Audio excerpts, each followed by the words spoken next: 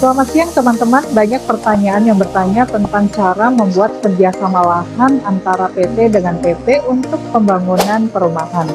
Kerjasama seperti ini dilakukan apabila lahan yang akan dibangun merupakan area yang cukup luas, misalkan di atas 1 hektar. Untuk lebih jelasnya, saksikan terus konten ini, dan buat kamu yang belum subscribe, segera untuk subscribe terlebih dahulu di channel saya dan aktifkan lonceng notifikasi supaya kamu terus mendapatkan update konten menarik dari saya lainnya. Pertama, pengelolaan lahan yang besar dilakukan antara PT atau badan usaha dengan badan usaha lain, misalnya ada lahan 1 hektar atas nama pribadi perorangan bernama si A.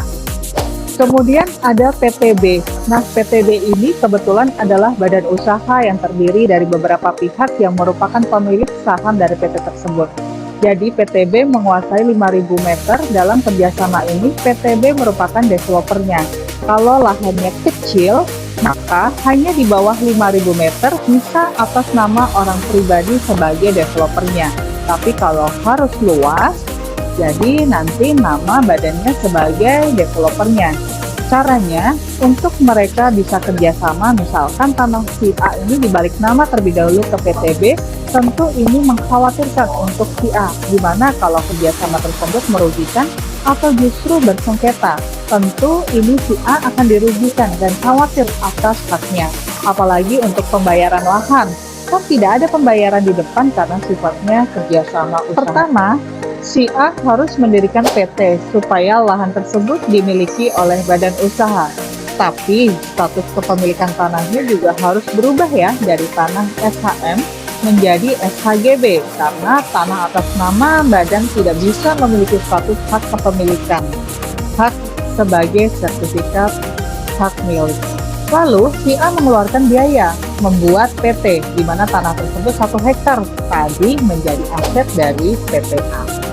Yang kedua, karena PT A sudah berdiri, di mana tanah 1 hektar merupakan aset PT yang akan dikerjasamakan. Selanjutnya, PT bekerja sama antara A dan B, di mana PTB berperan sebagai pelaksanaan proyek. Peranan PTB ini sebagai pelaksana proyek yang mengerjakan pembangunan, termasuk membiayai semua pembangunan tersebut. Dengan konsep kerjasama seperti ini, ada potensi masalah ketika ada uang masuk. Ada uang masuk penjualan yang masuk ke siapa? Contoh uang A masuk ke PTB. Maka akan terjadi kerumitan pembukuan dari potensi sengketa. Caranya bagaimana? Caranya dengan dibuatkan skema terlebih dahulu kerjasama operasinya, yaitu KSO. Ada namanya akta KSO nanti. Nah, di dalam akta KSO itu nanti dibentuk namanya badan KSO dengan akta notaris, di mana badan KSO ini adalah entitas tersendiri dengan struktur manajemen sendiri yang akan dibuat dari hasil kerjasama PT A dan PTB.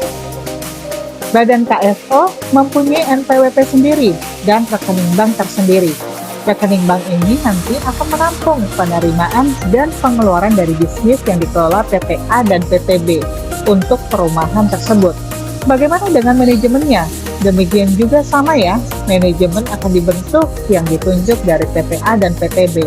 Yang perlu diperhatikan adalah dari akta KSO-nya tersebut tercantum aturan kerjasama operasional perumahan, termasuk skema pembayaran lahan milik PPS yang bertanggung jawab para pihak, rugi laba, dan seterusnya.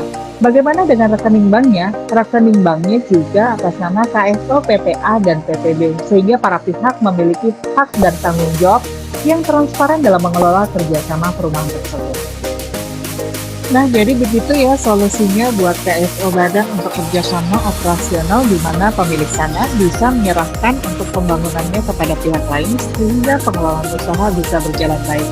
Bagi kamu yang mau memulai usaha developer tapi bingung dengan legalitasnya dan kesulitan dalam pengurusan legalitas pertanahan, bisa DM saya atau hubungi saya lebih lanjut.